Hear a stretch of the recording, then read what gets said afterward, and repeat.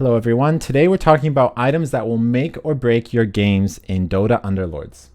A lot of these are unit or alliance specific, and my first example is unit specific and it is Ember Spirit.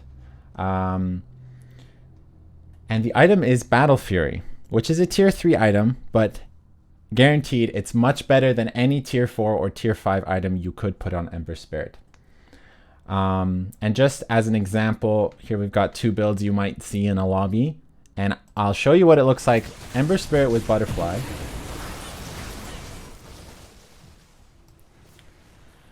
They get wrecked. And then if you give Ember Spirit Battle Fury, you get a much different result. Obviously, this is specific, and I don't always trust training mode videos. But it kind of shows you the power of Battle Fury. Basically, the reason this works is because on his ability, Battle Fury activates basically on every single one of his Sleight of Fist attacks. So it stacks up and it does crazy damage. There's a couple other items that also work with this, and it's Demon Hat. Basically, if you're playing Ember 3, if you're going for Ember 3 in a build, every round you have the ability to get Battle Fury, you're gonna want to roll to hit Battle Fury. The reason is because this is a win condition for you. If you're playing Ember 3, you really want that Battle Fury.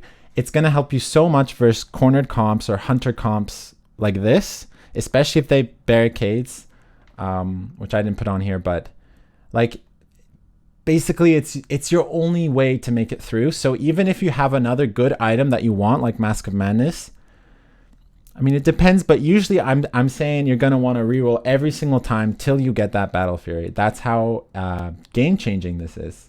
For some reason, I cannot find Demon Hat here. Is it called Demon Hat? Demon Archer. Oh, it's not called Demon Hat.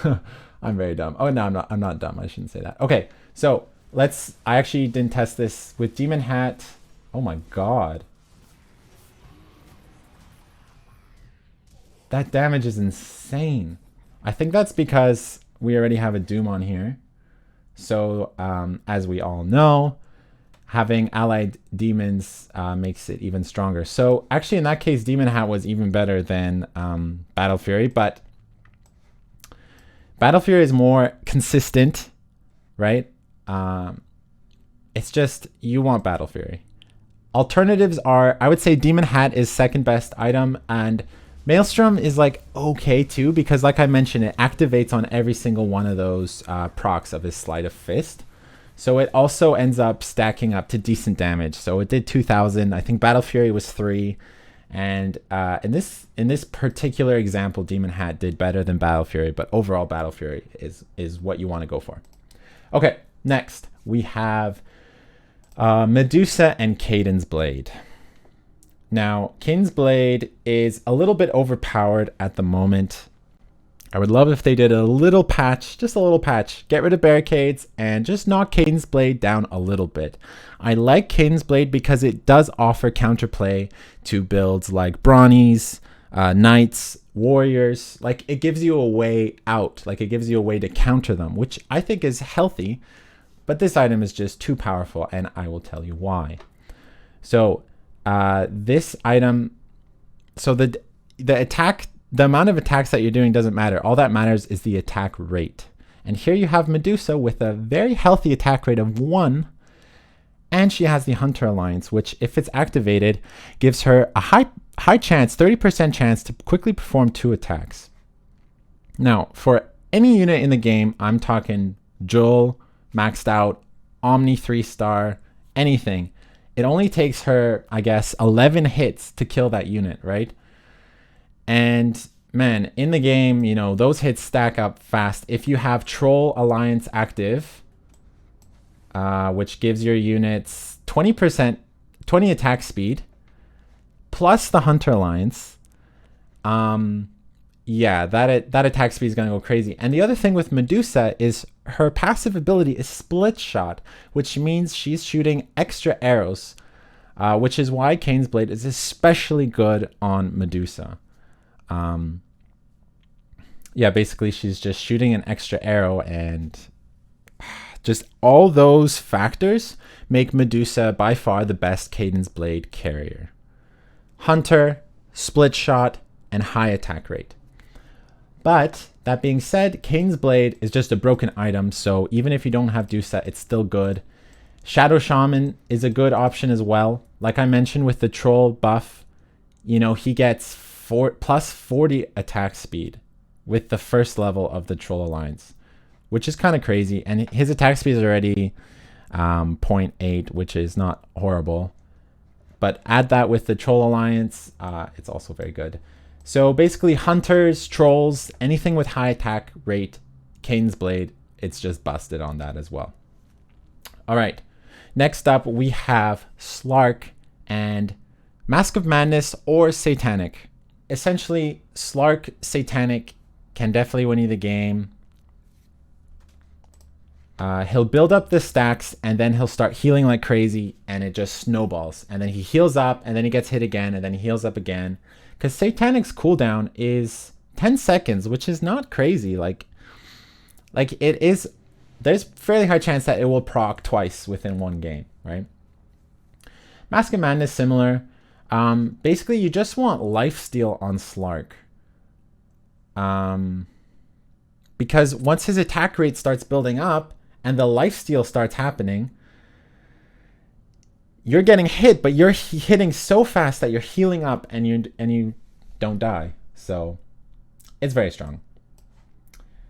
In certain situations, BKB can be even better because you can avoid certain stuns and again build up that damage. But I do want to focus on lifesteal. And you know what? There's that tier 1 item, Morbid Mask. That can even be decent sometimes. Because like I said, it's about building up that damage. Okay, next up, we have Spectre and BKB. Now, this is obviously stronger if it's Spectre 3-star. Because Spectre's a unit you want it to cast right away and just shred the backline. If you watch the Spectre here, he's getting stunned. He got frozen by CM. He did basically nothing. I mean, he did 4,000 damage, which is actually crazy a lot. But he's a 3-star. He's your carry, and that's just not good enough. I mean, especially versus mages, but this also goes for other, you know, other stuns like Tide Hunter. I mean, basically the only stun it doesn't avoid is Void, Faceless Void. Every other stun you're going to go right through. So if we watch this time with the BKB, the Spectre does cast, he goes off, and he just kills units early. That's the thing, is that you want Spectre to cast early.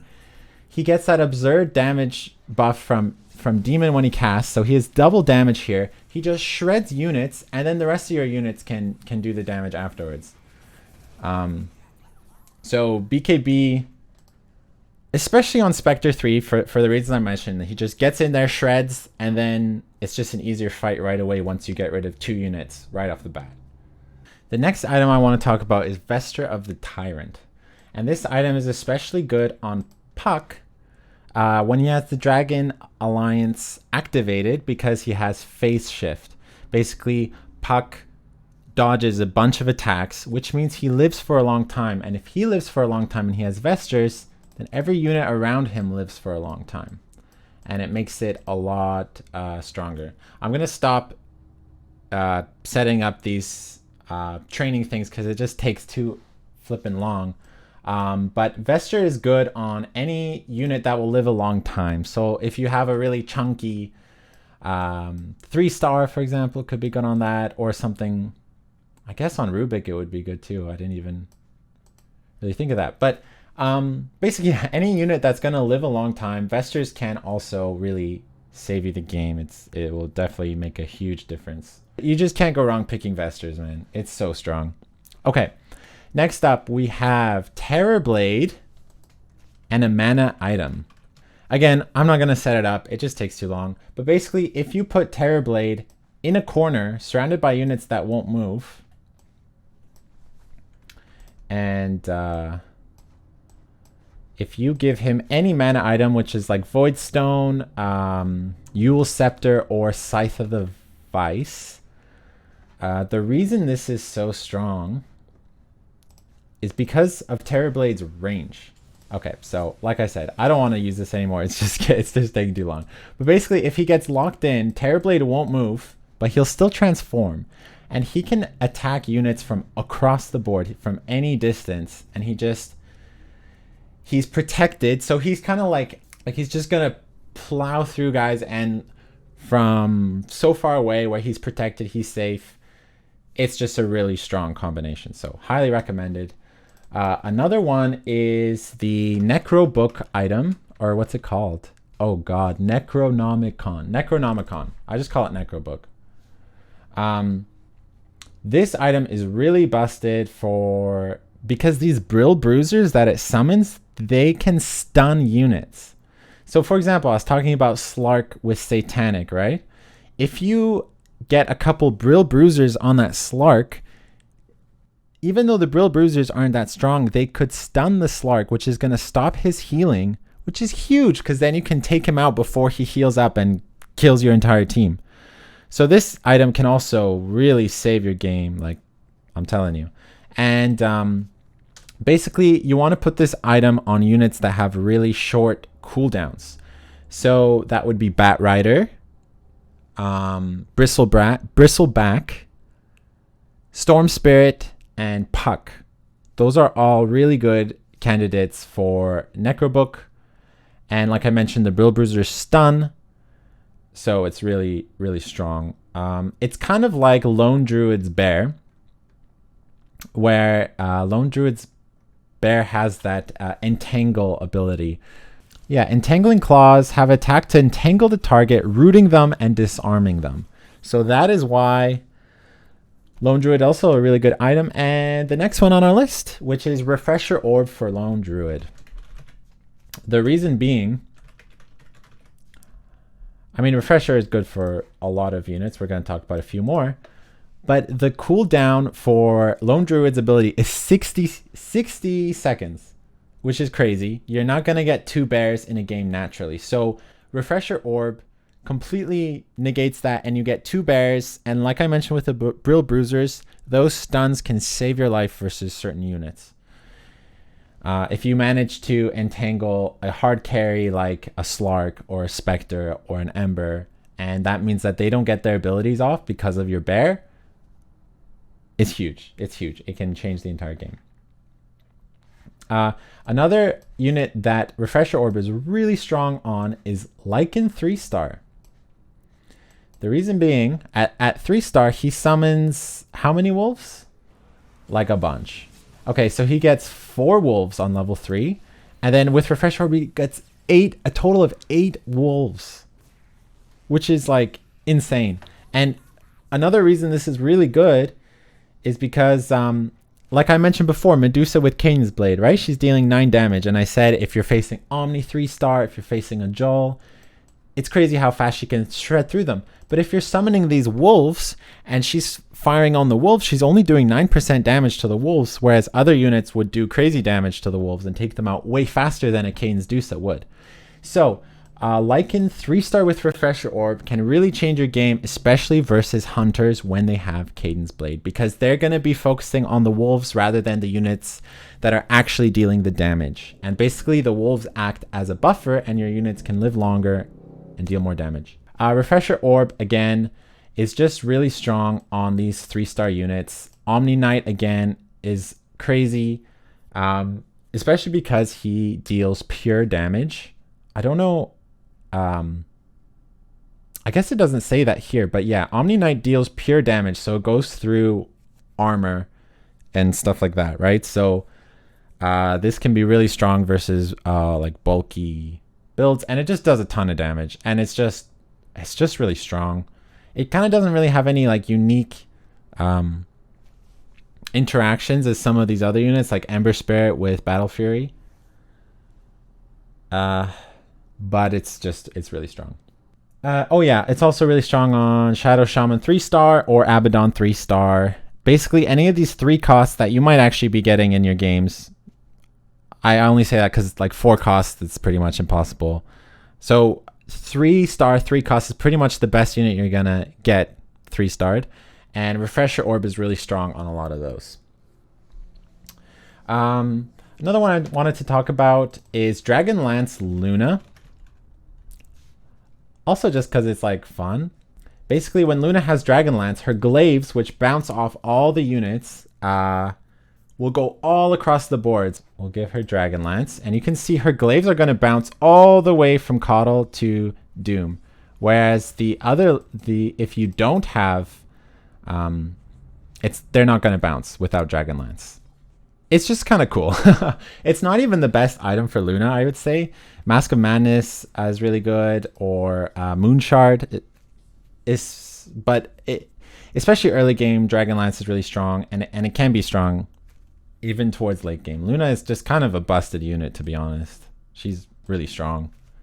You won't always have her in your end game board, but yeah, she deals crazy damage. And of course, a video like this wouldn't be complete without our good friend Meepo, who at 3 stars, when he makes his copy, the copy will have the item, will also have the effects of the item that Meepo has. And one example is Scythe of the Vyse, because it's going to turn everyone who attacks him into a pig every time, while also giving him mana, which means he's going to be... I shouldn't put Doom on there, honestly. So basically, it's going to turn them into a pig and give him mana, which means he transforms faster to get even more Meepos. So yeah, it's pretty good. Again, Yule's Scepter is similar. It disables a unit while also giving Meepo more mana. So it's really strong. Another really good item is Mechanism. I mean, basically any item that's going to recreate itself and be good. I mean, there's a lot of items that are good on 3-star Meepo. So Horn of the Alpha is also a funny one because... what do they call it? I don't know. People call it something funny. But basically, you end up with a zoo. And you have all these pretty strong Thunderhides. Yeah, you end up with a bunch of Thunderhides, which, you know, maybe it's not the strongest, but it's pretty funny. So we got to give it an honorable mention. Shiva's Guard is also really great. Because you just get multiple... really strong stuns, and yeah, it deals damage, and it gives him more armor, giving him more survivability as well on top of that. Okay, I think that pretty much sums up the video. If you guys think of anything else I might have missed, please let me know. There's a few, I guess. Okay, fine. I'll do some honorable mentions here. So Blink Dagger is an awful item, right? It's not good. You probably should never pick it, I want to say. But there are some, I don't know, it can be funny, you know?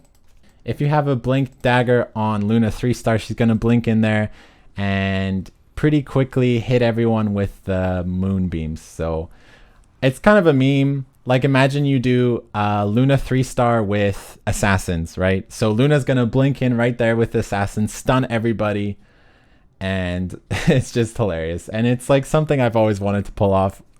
Don't think I've really managed to do it yet, but watch out for me in the lobbies. And I mean, same idea as with Tide, I guess. You could blink Tide in there with the Assassins. I think that'd be really cool. If you guys manage to pull that off, let me know. Yeah, there's some items that are just like really good on other items, on units, but they're not like game breaking, which is kind of what I was trying to show with this video. So thanks for watching. I'll try to make more videos kind of for beginners, intro stuff, so any feedback is appreciated. Thanks guys, see you later.